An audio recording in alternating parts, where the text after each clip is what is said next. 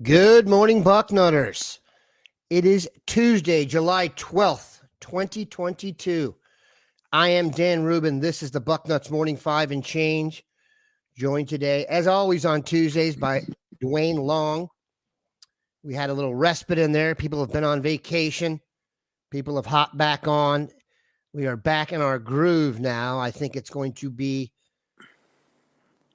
from here on out, much more smooth sailing. And today we have got a ton to get into.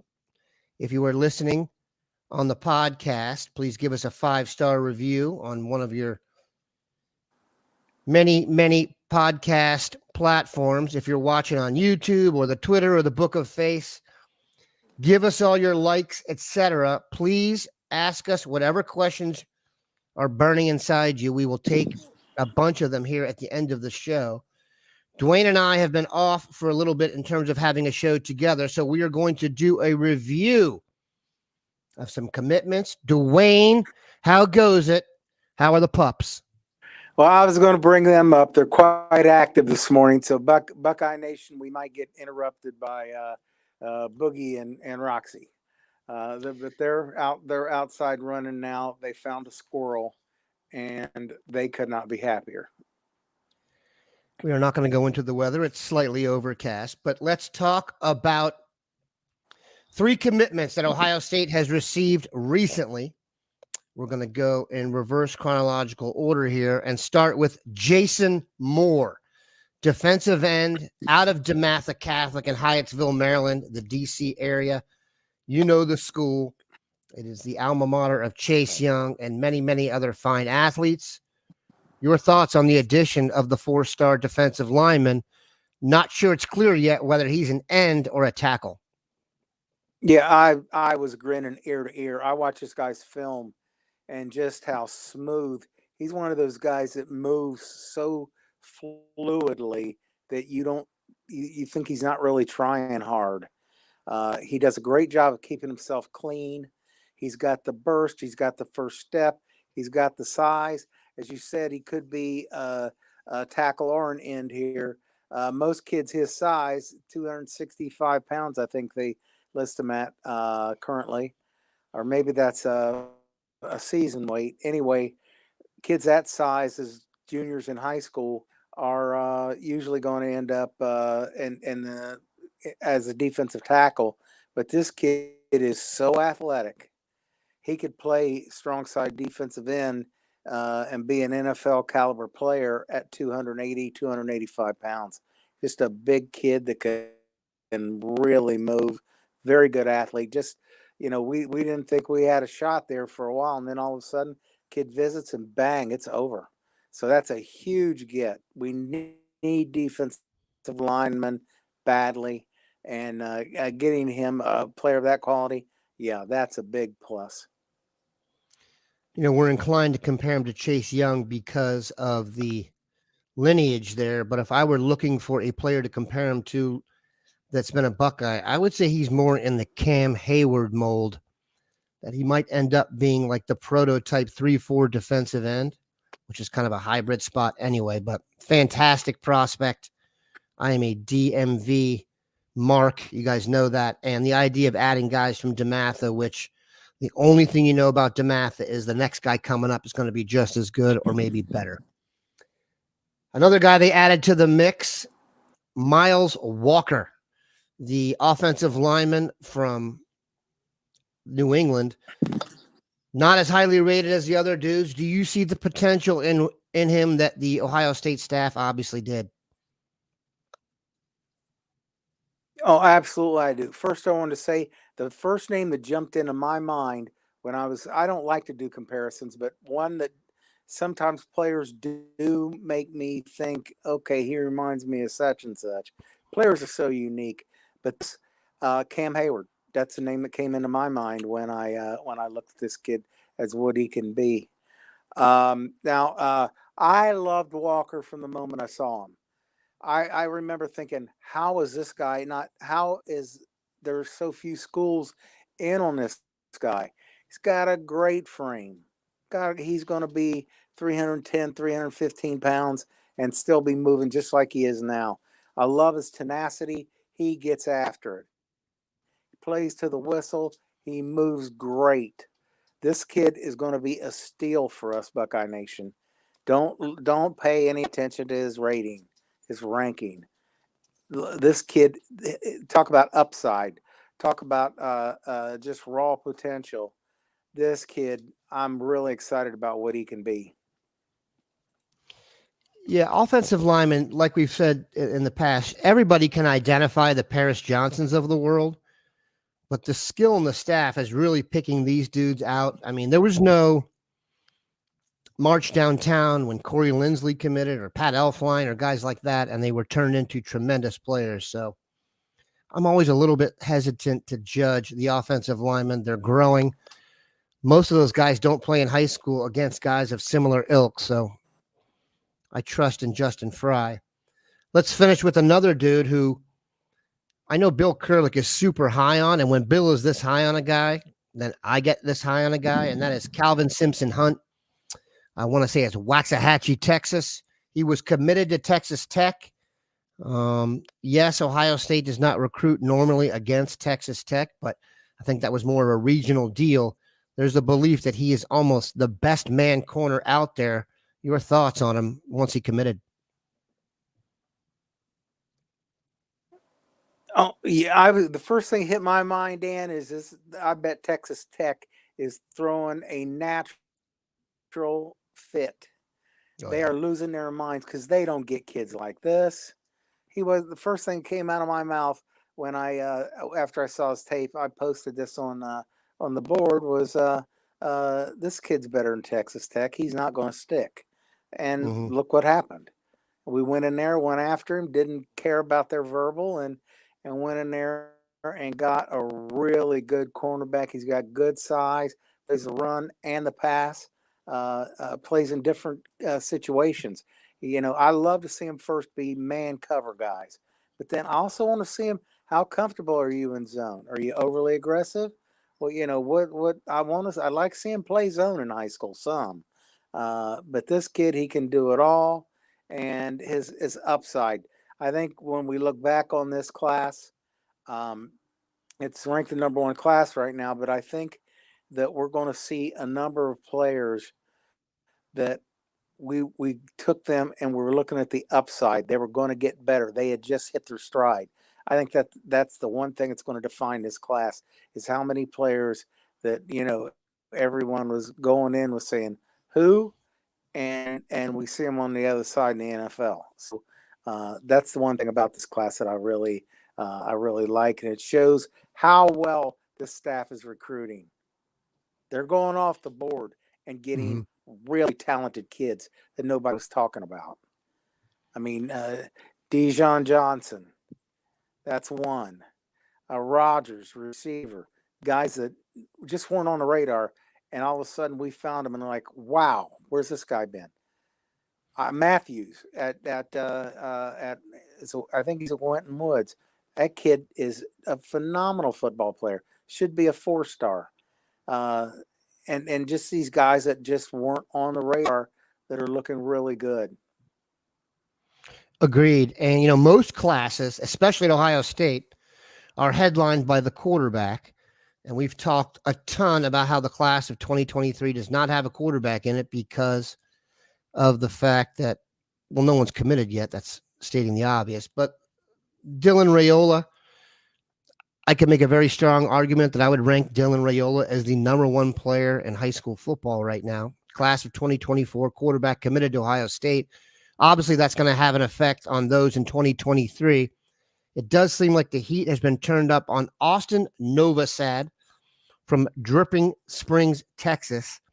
So we go from Waxahachie to Dripping Springs. Not at a loss for interesting names in the Lone Star State.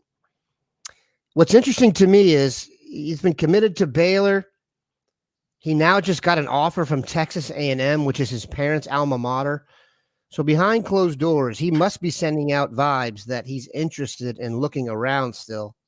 It does seem like these are the last ones in the mix. What's your vibe on the whole thing? Do you think it's a make or break kind of commitment, or is this just gravy to a quarterback room that is already loaded with future pros? Well, that's right. that's where I go with. I am not a fan of going after him. Actually, I've said this on the. We had a discussion about this on the message board last week when it looked like this kid might flip. I just with what we have, yeah, we're losing Barnett. See, I was getting ready to call him CJ Barnett. I've been watching old films. Uh, we're going to lose our quarterback this year, and I'm not scared. I like what we've got there, and we got Rayola coming in. Dan, I'm telling you, I would look for a quality graduate to come in here and be the backup. We don't want to throw a guy that's never been on the field in the game anyway. How about just go get a veteran in case of an emergency? We need somebody to go in there and who's played in a college football game. I think that would be a nice move. And with the talent that we've got here, I don't see this guy being a starter. I mean, he's committed to Baylor. The only other school that I'm aware of at this point that came in after we came in is Texas A&M, and his parents being an alma mater, who knows how that impacted the decision of Texas A&M to come in on this kid. I would go another direction with this and put my money on the quarterback room that we've got right now. Dan, we've got too many holes. We've got offensive line. How many people out there listening saw the backup offensive line and didn't have a nightmare that night? That during the spring game, it was just we had film from practice. The backup offensive line, you've got Fryer, and then it's the field, and the field is just not impressing so far. We lose 3 starters. We're losing Matthew Jones. He's a senior. DeJuan Jones, he's a senior and would probably be going anyway. And Paris Johnson, I haven't seen a mock draft that doesn't have him going off in the top 10. So we're losing 3 starters, and the guys that are looking like potential who are going to step into the starting lineup, they just seem, other than Fryer, it seems like there's a long way to go there. So we've got to get more offensive linemen in here.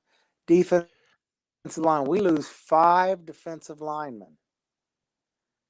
5. So we want to get a few more defensive linemen in here. We got 2 quality defensive linemen. Smith, Will Smith's son, looks like he's another one of those guys. It's just going to be one of those kids he started off going, who? And it's impressing over the summer. Looking like more of a tackle now, no end or tackle. He's going to be a tackle now. But yeah, he's another one. We need to get more defensive linemen, offensive linemen. I don't see the need for take quarterback. We need to focus on getting those linemen in here on both sides. Credit to Ryan O. I forgot this. Notre Dame actually offered Novosad yesterday as well. Very bizarre to me. I don't really understand what's going on there. I mean, I assume Ohio State could turn up the heat. If you listen to his most recent or read his most recent story, he's talking to Corey Dennis. Novosad is 4 times a week. So they want him. Just a very interesting situation. All right, we're going to take a quick break for those on the podcast. Come back and tackle your questions here. All right. And we are back. Lavice Smith must know it's time for Duane because he steps into your wheelhouse. Duane, do you believe Ohio State's offensive line is national caliber good? And will the defensive line be SEC caliber? I believe the offensive line is going to be even better this year. I think we're better coached for one thing. I just got I was never a fan of Stud going back to when he was hired. I had something to say about that on the old Bucknuts when he was getting hired. I think we're better there. We've got veterans on the offensive line, talented veterans. I like where we're at with that. On the D line, it's a we'll see thing. we thought that Harrison would be a kid that would be going. He'd be in the NFL this year. He didn't show that last year. We got the younger guys who didn't play enough for us to really do anything but get excited about their potential. And Sawyer and JT Tuamaloa, those two. But that's it. That's it. A number of tackles. We're going to lose more. We've got to get some more defensive linemen in here. We need, I would say, 2 to 3 more minimum, and 2 to 3 more on the offensive line.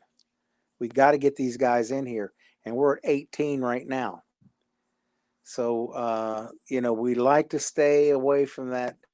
What do you call it? The extra they give you, that you can go to 28. We have not really done a job of taking advantage of that. I think we should, but anyway, when you start looking at the number of linemen we need to offer, we need to get 2 or 3 more in here on both sides. I just don't see the need for the quarterback. Let's get these linemen in here. What our defensive line now for this year, I think we have potential there. We've got potential. Haven't stepped up last year. Except your Loa. David Balashik says, "Good morning, Dan and Duane." Good morning, Dave. System. Oh, and Tyler. We got a little bit of a delay here, Duane, so just chill for me for a sec. David Balashik, "Good morning, Dan and Duane. Should we be a little uncomfortable or nervous with the recruitment of John Walker? I will handle this. John Walker has become I don't know if he's the favorite recruit, but he's definitely a guy that I think everybody wants, partially because he's that classic defensive tackle that we have just not been able to recruit here as well as we have at end. I am very high, obviously, on Talik Williams and Mr. Hall, but University of Central Florida has emerged as a competitor for John Walker, given where he lives.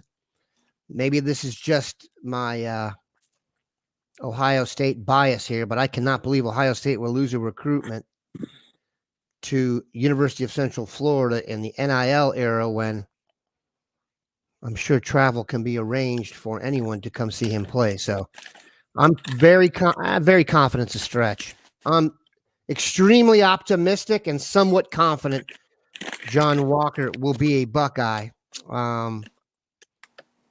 Let's take another question.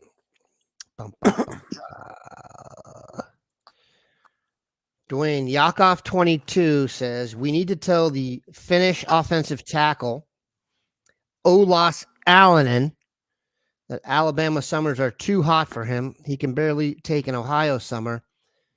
As a guy who's been doing headlines since the late 90s for newspapers and then the internet, I just want to be able to do a headline for Ohio State that says, 'What a finish!' FINNISH. So we can end that recruitment with an Ohio State commitment. Duane, how important is it for Ohio State to add the prototypical left tackle from Europe?"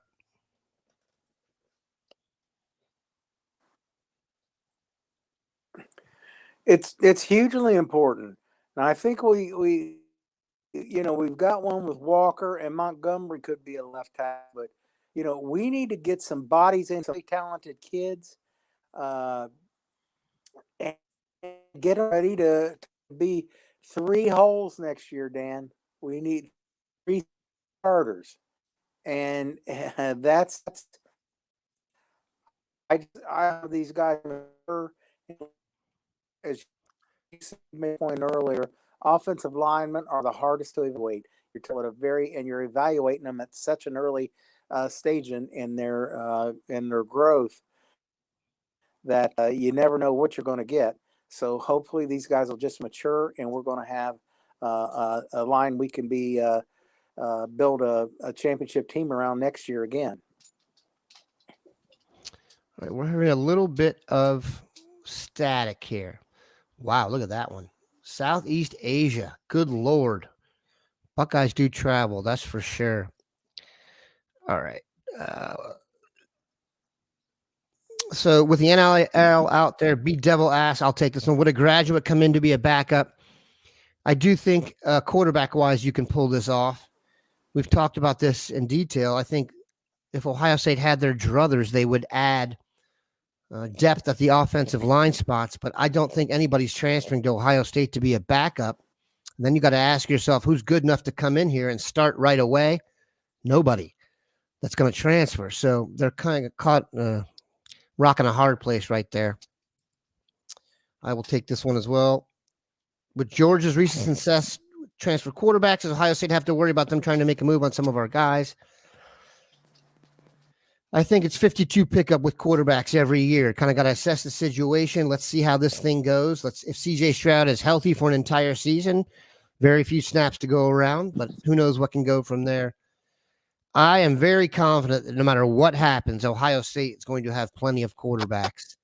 When you are putting guys into the first round like they are, and you are throwing the ball to first-round receivers, I don't think it's going to be very difficult for Ohio State to attract the best of the best. And they're just very good at it. So, yeah, that's where that goes. All right, last one. Duane, I'm going to let you take this. Name a player that is out of the spotlight that you expect to have a breakout year for Ohio State.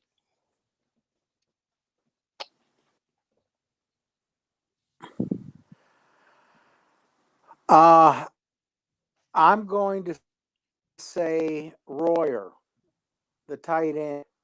That's a good one. They're really excited about his potential pass receiver. He's just a big wide receiver. He is. We're going to find him. All right. Sorry about that. Duane made it almost the whole show without technical difficulties. Those of you scoring at home, I still think we take the win for that. But I'm open to your commentary. Duane was saying that Joe Royer's his guy. Can't blame him. Very interested to see what they do with the tight end position. Very interested to see what they do with the tight end position when it comes to recruiting. That's something to look forward to in the near future. Jelani Thurman committing on July the 17th. If you go to his profile right now, Auburn, Alabama, Michigan State, and Ohio State are warm. I would listen to what Bill Kurlick has to say on this in the next few days. We are very interested to hear that. We'd love to add the elite tight ends. And he's also from Georgia.